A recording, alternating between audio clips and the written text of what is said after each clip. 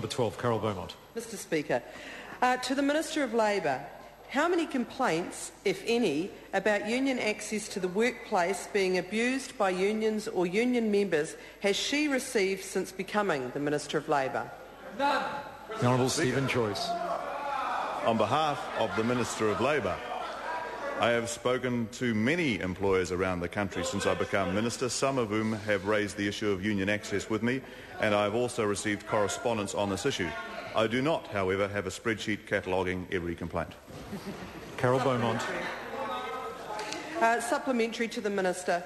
Why is the government proposing restricting the right of workers to have union representatives in the workplace when her own policy paper, dated 15 May 2009, stated, quote, "There does not appear to be widespread evidence of union representatives exercising their current rights to enter workplaces in an inappropriate way, resulting in disruption for business operations or adversely impacting on the employment relationship between employer and union members," close quote. The Honourable Stephen Joyce. Mr Speaker, a subsequent policy paper also says that providing discretion could enable employers to undertake better business planning, for example, avoiding any unforeseen stoppages and potentially rescheduling activities around employee availability. The reality, Mr Speaker, is that this isn't a widespread problem, but where abuse does occur, it can cause significant disruption. Carol Beaumont. Supplementary to the Minister. What specific problems with the current arrangements is this proposed law seeking to address, given that even Business New Zealand have said this is not a high priority for them and that they do not receive many complaints from employers? The Honourable Stephen Joyce. On behalf of the Minister of Labour, there has been some cases where unions have caused problems by using the right of access law. For example, pulling workers into long meetings unannounced, blocking customers trying to access stores, and making public scenes inside premises in order to embarrass employers. Carol Beaumont. What advice has she provided to the Prime Minister since he told the CTU that this issue was, quote, not a driving priority, close quote, for him, that caused him to change his mind?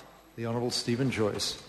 On behalf of the Minister of Labour, I'm not in a position to be able to discuss what advice I've given the Prime Minister on that matter. Carmel Sepuloni. Does the Minister agree that by restricting the right of workers to have access to union advice at the workplace during a 90-day trial period, the government is making our most vulnerable workers more vulnerable than ever, and will the Minister therefore support my member's bill to repeal the 90-day fire at will period? The Honourable Stephen Joyce. Mr Speaker, on behalf of the Minister of Labour, I reject the premise at the opening of her supplementary because it's about reasonableness, and reasonableness will be based on common sense. The reality is if you have a busy workload and need all staff on deck, then you can reschedule a visit to another time, and saying no isn't being unreasonable.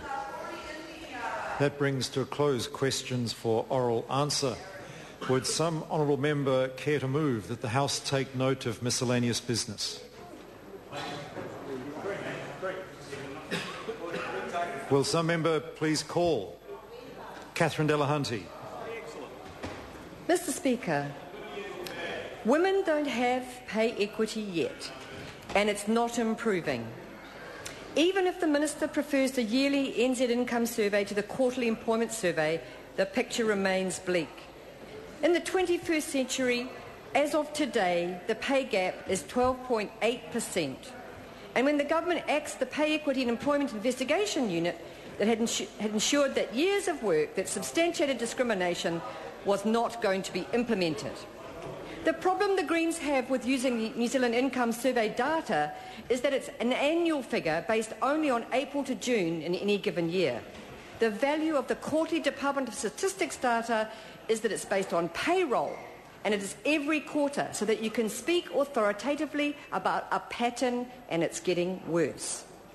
Mr Speaker, a fair society is better for everyone, and that must start with the basics, such as honouring Te Tiriti o Waitangi and ensuring 50% of the population have equal pay and pay equity.